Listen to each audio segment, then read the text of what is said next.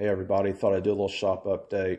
About a month and a half, 2 months ago, I got this new saw. I'm starting to get things in place. Got my outfeed table made. Still have the drawers to make, but other than that, it's complete.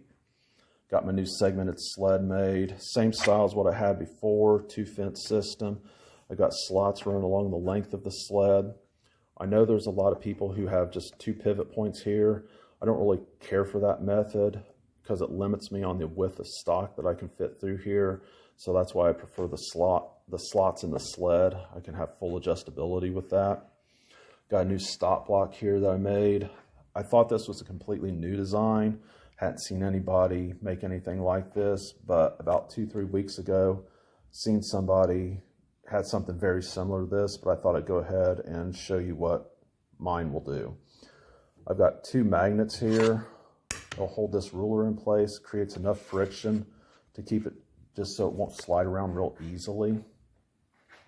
I've got this set up to do 12 segments, and I want to match my stop block to the angle that I'm going to be cutting. So I'll just bring this stop block up to where it butts up against. I don't have any type of gap there. And I'll tighten this down.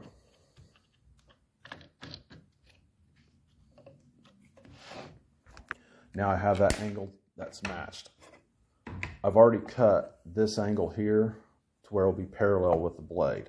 It's very critical that that's parallel with the blade. I want to zero out this stop block. I want this gap here. There we go. Now that I have this zeroed out, I just need to zero out the ruler. Now that's where that friction of those magnets come into play.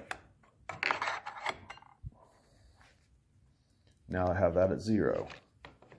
I just need to come along. If I want to cut a 1-inch segment, lock it down to 1 inch. There's a 1-inch gap here now.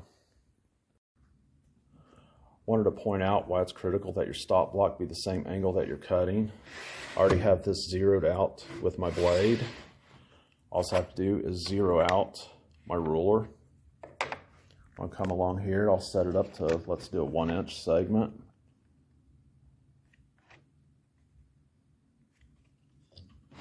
Now I'm going to measure at this angle, and I'm measuring like 1 1/16 inches. That's why it's critical that this stop block match the angle that you're cutting.